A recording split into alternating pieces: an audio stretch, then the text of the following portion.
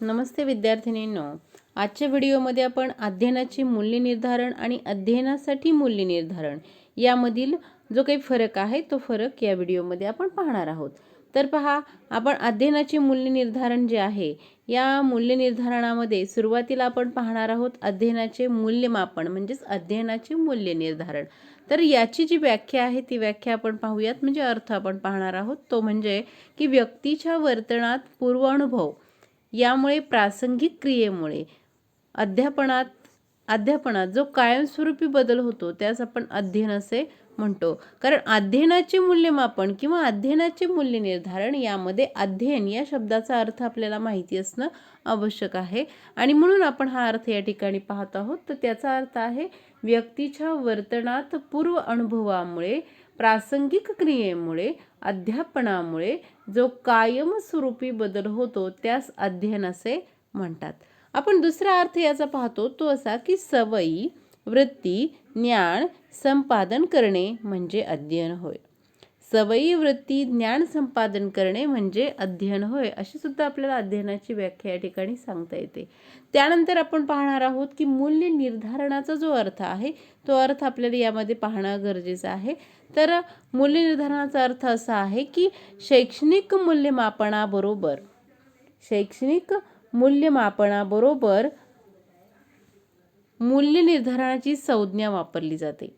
आता विद्यार्थ्याची अध्ययन समजून घेणे व त्यात सुधारणा करणे, निश्चित केलेल्या निकषानुसार विद्यार्थ्यांची प्रगती होते किंवा नाही हे पडताळण्यासाठी पुरावे गोळा करणे व त्याचे पृथक्करण करणे व अन्वयार्थ काढणे म्हणजे मूल्य निर्धारण होय. आता इथे मूल्य निर्धारणाचा जो अर्थ आहे तो अर्थ आपण पाहत आहोत. तर यामध्ये आपल्याला सांगता येतं की शैक्षणिक मूल्यमापनाबरोबरच मूल्य निर्धारणाची जी संज्ञा आहे ती संज्ञा सुद्धा त्या ठिकाणी काय केली ते वापरली जाते. आता विद्यार्थ्याचं अध्ययन आपल्याला काय करायचं, समजून घ्यायचे आणि त्यामध्ये काय करायचं, सुधारणा घडवून आणायच्यात आणि त्या सुधारणा घडवून आणताना जे निकष आहे त्या निकषानुसार विद्यार्थ्यांची जी प्रगती आहे ती प्रगती होते किंवा नाही होत हे आपल्याला या ठिकाणी काय करायचे, पाहायचं आहे आणि त्याचा पडताळा घेण्यासाठी आपल्याला पुरावे गोळा करायचे आणि ती पुरावे गोळा करून आपल्याला त्याचं पृथक्करण करून अन्वयार्थ काढायचा आणि या सगळ्या प्रक्रियेला काय म्हणतात, मूल्य निर्धारण असे म्हणतात. आता इथं काय, अध्ययनाचे मूल्य निर्धारण यालाच आपण आणखी नाव सांगू शकतो ते म्हणजे जे काही आपलं सकारिक किंवा अंतिम मूल्यमापन आहे ते अंतिम मूल्यमापन म्हणजेच अध्ययनाचे मूल्य निर्धारण. आता अध्ययनाच्या मूल्य निर्धारणाची एक इंग्रजी व्याख्या आपण या ठिकाणी पाहणार आहोत. तर ती अशी आहे की assessment of learning is the use of task or an activity to measure, record and reach student level of achievement. It's measure, record and reach student level of achievement in regard to specific learning expectation. In regards to specific learning expectation. These are of 10 as summative assessment. याला सगळ्याला काय म्हटलं जातं, अंतिम मूल्यमापन किंवा सकारिक मूल्यमापन असं या ठिकाणी त्याला म्हटलं जातं. आता अध्ययनाचे मूल्य निर्धारण हे अंतिम किंवा सकारिक असते. अध्ययनाचे मूल्य निर्धारण हे कसं असतं, अंतिम किंवा सकारिक असतं. पण विद्यार्थ्याच्या संपादनाचा जो काही स्तर आहे तो स्तर ठरविण्यासाठी, त्याचं मापन करण्यासाठी, त्याची नोंद करण्यासाठी आणि अहवाल तयार करण्यासाठी या सकारिक मूल्यमापनाचा उपयोग केला जातो. आता अध्यापन प्रक्रिया पूर्ण झाल्यानंतर विद्यार्थ्यांनी अध्ययन कसे केले, किती केले, त्याची प्रगती झाली का, हे जे काही प्रश्न आहेत हे प्रश्न पाहण्यासाठी माहिती गोळा करावी लागते, प्रगतीची गुणवत्ता त्या ठिकाणी ठरवावी लागते, चर्चा करावी लागते आणि अहवाल तयार करावा लागतो. यास अध्ययनाचं मूल्य निर्धारण असं म्हटलं जातं. म्हणून अध्ययनाचे मूल्य निर्धारण म्हणजे काय हे आपण पाहिलं. आता आपण पुढे जाणार आहोत. आपण पाहणार आहोत की अध्ययन जे आहे या अध्ययनासाठी मूल्य निर्धारणामध्ये काय लिहिता येईल आपल्याला. हा दुसरा जो काही बाजू आहे की अध्ययनासाठीचे मूल्य निर्धारण. आता यामध्ये काय करायचं असतं तर विद्यार्थ्याची जी काही अध्ययन प्रक्रिया आहे ती समजून घ्यायची असते. विद्यार्थ्याची अध्ययन प्रक्रिया समजून घ्यायची, त्यामध्ये सुधारणा करणे, पुन्हा निश्चित केलेल्या निकषानुसार विद्यार्थ्यांची प्रगती होते किंवा नाही होत हे पडताळण्यासाठी पुरावे गोळा करणे, त्याचे पृथक्करण करून त्याचा अन्वय अर्थ लावणे, याचे मूल्य निर्धारणमध्ये आपल्याला महत्त्व सांगता येतं आणि यालाच आपण मूल्य निर्धारण असे म्हणू शकतो. आता अध्ययनासाठी मूल्य निर्धारण जे आहे यामध्ये आपल्याला अध्ययन अध्यापन या प्रक्रियेअंतर्गत वर्ग अंतर्क्रियेत योग्य तो बदल करण्यासाठी अध्ययन अध्यापन या मूल्य निर्धारण त्या ठिकाणी केलं जातं. आता विद्यार्थ्यांचं मौलिक प्रत्याभरणी यामध्ये असतं, म्हणजे या दरम्यामध्ये असतं. पण अध्ययन अध्यापन प्रक्रिया दर्जेदार आणि विद्यार्थ्यांच्या गरजेनुसार होण्यासाठी या अध्ययनासाठीच्या मूल्य निर्धारणाचा उपयोग होतो. आता अध्यापन सुरू असताना विद्यार्थी कसे अध्ययन करतो, त्याचं ज्ञान, त्याचं कौशल्य, त्याची वृत्ती हे माहीत करून घेणं, गोळा करून विद्यार्थ्याची गुणवत्ता तयार करणं आणि त्यानुसार विद्यार्थ्यांना प्रत्याभरण देणं म्हणजेच अध्ययनासाठी मूल्य निर्धारण. आता अध्ययनासाठी मूल्य निर्धारण म्हणजेच अकारिक मूल्यमापन. आता पहा, जसं अध्ययनाचे मूल्य निर्धारण म्हणजे सकारिक मूल्यमापन किंवा अंतिम मूल्यमापन, तसं अध्ययनासाठीचे मूल्य निर्धारण म्हणजे अकारिक मूल्यमापन होय. आता हे झाल्या दोन्ही संज्ञांचे काय झाले अर्थ. आता आपण यामधला दुसरा मुद्दा फरकाचा पाहणार आहोत. तर दुसरा मुद्दा काय असणार आहे तर आपण अध्ययनाचे मूल्य निर्धारणामध्ये ते काय आणि कसे शिकवले याचे मूल्यमापन आपल्याला यामध्ये करता येते. अध्ययनाच्या मूल्यमापनामध्ये काय शिकवले आणि कसे शिकवले याचं जे काही मूल्यमापन आहे ते अध्ययनाच्या मूल्य निर्धारणामध्ये केलं जातं. म्हणजे अंतिम मूल्यमापनामध्ये काय केलं जातं तर काय आणि कसे हे प्रश्न त्या ठिकाणी विचारून अध्ययनाच्या मूल्य निर्धारण केलं जातं. पण अध्ययनासाठीच्या मूल्य निर्धारणामध्ये काय आणि कसे प्रश्न विचारून चालत नाही, तर इकडे आपल्याला का आणि कसे शिकवायचे याचे मूल्यमापन करायचे असते. पहा, अध्ययनासाठीच्या मूल्यमापनामध्ये का व कसे शिकवायचे याचे मूल्यमापन अध्ययनासाठीच्या मूल्य निर्धारणात केले जाते. त्यानंतरचा तिसरा फरकाचा मुद्दा आहे पहा, त्रुटींचा शोध. आता अध्ययनाचे मूल्य निर्धारणामध्ये त्रुटींचा शोध घेतला जातो.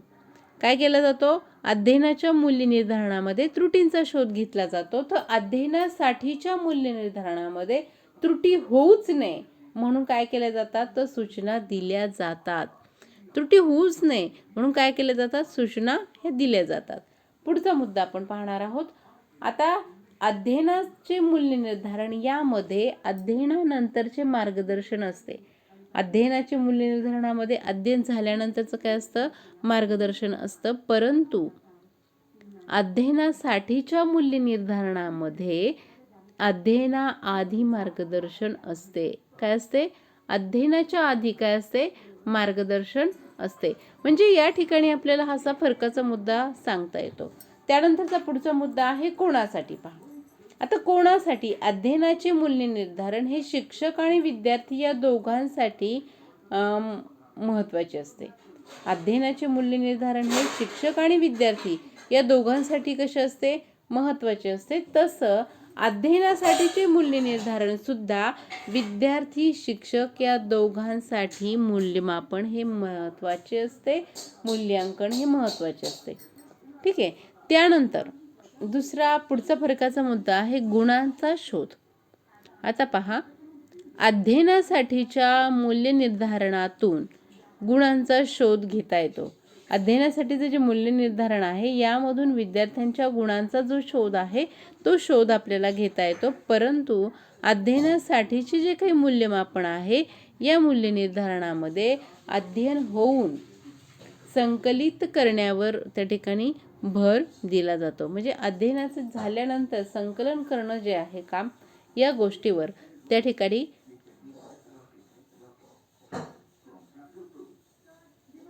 भर दिला जातो.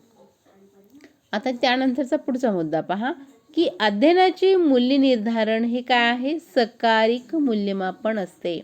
पहा इथं काय सांगितलंय आपण की अध्ययनाचे मूल्य निर्धारण हे काय असते? सकारिक मूल्यमापन असते. याच्या उलट काय असणार आहे मग? अध्ययनासाठीचे मूल्यमापन हे अकारिक मूल्यमापन असते, विसरायचं नाही. ठीक आहे.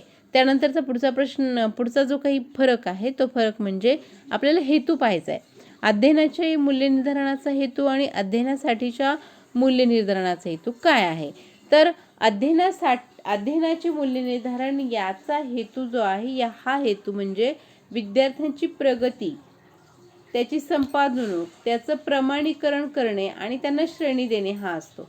विद्यार्थ्यांचं जी प्रगती आहे, प्रगती किंवा त्याची जी संपादनूक आहे त्याचे प्रमाणीकरण करणे किंवा त्याला श्रेणी देणे, हे जे काही आहे हे हेतू आपल्याला अध्ययनाच्या मूल्य निर्धारणाचा सांगता येतो. या उलट अध्ययनासाठीच्या मूल्य निर्धारणाचा हेतू काय असतो? तर अध्ययनासाठीचा मूल्य निर्धारणाचा हेतू आपल्याला सांगता येतो की आधार देणे आणि गरजेनुसार प्रत्याभरण देणे हा असतो. विद्यार्थ्याला अध्ययनासाठीचा जो आधार आहे तो आधार देणे आणि गरजेनुसार प्रत्याभरण देणे हा जो हेतू आहे हा हेतू आपल्याला अध्ययनासाठीच्या मूल्य निर्धारणाचा सांगता येतो. म्हणजे अध्ययनाचे मूल्य निर्धारण आणि अध्ययनासाठीचे मूल्य निर्धारण यातील फरक जे आहे हा फरक आपल्याला या ठिकाणी सांगता येतो. मग अशा पद्धतीनं आपल्याला या मुद्द्याचं स्पष्टीकरण करता येतं की अध्ययनाचे मूल्य निर्धारण आणि अध्ययनासाठीचे मूल्य निर्धारण यातील फरकाची जवळजवळ आपण 7 ते 8 मुद्दे या ठिकाणी पाहिलेले आहेत. पहिला जो काही मुद्दा पाहिला होता आपण पहिला मुद्दा आपण पाहिला होता तो म्हणजे अध्ययन म्हणजे काय. मग दोन्ही जे काही भाग आहे त्या दोन्ही भागामध्ये आपल्याला पाहायचे अध्ययन म्हणजे काय, या दोन्ही व्याख्या आपल्याला तिथं मांडायच्या आहेत. त्यानंतरचा दुसरा मुद्दा आपण पाहिला होता की मूल्य निर्धारणाचा अर्थ. दोन्ही विभागामध्ये आपण मूल्य निर्धारणाचा अर्थ तिथे लिहिणार आहोत. त्यानंतरचा तिसरा मुद्दा आपण पाहिला होता तो म्हणजे आपण प्रश्न विचारणार होतो की अध्ययनाचे मूल्य निर्धारण आपण काय आणि कसे हा प्रश्न विचारणार होतो. तर अध्ययनासाठीच्या मूल्य निर्धारणामध्ये आपण का व कसे हा प्रश्न विचारणार होतो. आता त्यानंतरचा पुढचा मुद्दा आपण पाहिला होता तो म्हणजे त्रुटींचा शोध. अध्ययनाचे मूल्य निर्धारण त्रुटींचा शोध घेते, तर अध्ययनासाठीचे मूल्य निर्धारण त्रुटी होऊच नये म्हणून काळजी घेण्यासाठी सूचना देते. ठीक आहे. त्यानंतरचा पाचवा मुद्दा आपण पाहिला होता तो म्हणजे की अध्ययनाचे मूल्य निर्धारणामध्ये मार्गदर्शन असते अध्ययनानंतर, परंतु अध्ययनासाठीच्या मूल्य निर्धारणामध्ये आधी मार्गदर्शन असते. इथं अध्ययनानंतर मार्गदर्शन असते, दुसरीकडे आपल्याला लिहितं की अध्ययनापूर्वी मार्गदर्शन असते. त्यानंतरचा पुढचा मुद्दा आपण पाहिला होता की हे अध्ययन कोणासाठी आहे. तर हे दोन्ही अध्ययन पहा, अध्ययनाचे मूल्य निर्धारण विद्यार्थी आणि शिक्षकांसाठी आहे, तसेच अध्ययनासाठीचे मूल्य निर्धारण हे विद्यार्थी आणि शिक्षक या दोघांसाठी सुद्धा आहे. आणि त्यानंतरचा पुढचा मुद्दा आपण पाहिला होता तो म्हणजे गुणांचा शोध. अध्ययनासाठीचे मूल्य निर्धारणातून गुणांचा शोध घेता येतो, परंतु अध्ययनासाठीच्या मूल्य निर्धारणातून त्या ठिकाणी अध्ययन होऊन संकलित करण्यावर भर दिला जातो. त्यानंतरचा पुढचा मुद्दा आपण पाहिला होता की अध्ययनाचे मूल्य निर्धारण हे काय आहे, तर हे सकारिक मूल्यमापन आहे, तर अध्ययनासाठीचे मूल्य निर्धारण हे अकारिक मूल्यमापन आहे. आणि त्यानंतरचा शेवटचा मुद्दा आपण पाहिला होता हेतू. अध्ययनाच्या मूल्य निर्धारणाचा हेतू काय आहे, तर विद्यार्थ्यांची प्रगती किंवा संपादनूक आणि त्याचं प्रमाणीकरण करणे आणि श्रेणी देणे हा त्या ठिकाणी हेतू अध्ययनाच्या मूल्य निर्धारणाचा असतो. पण अध्ययनासाठीच्या मूल्य निर्धारणाचा हेतू काय असतो, तर आधार देणं आणि गरजेनुसार प्रत्याभरण देणं हा हेतू त्या ठिकाणी आपल्याला सांगता येतो. ठीक आहे. अशा पद्धतीनं आत्ताच्या व्हिडिओमध्ये आपण या प्रमुख मुद्द्याचा या ठिकाणी अभ्यास केला. थांबूयात. धन्यवाद.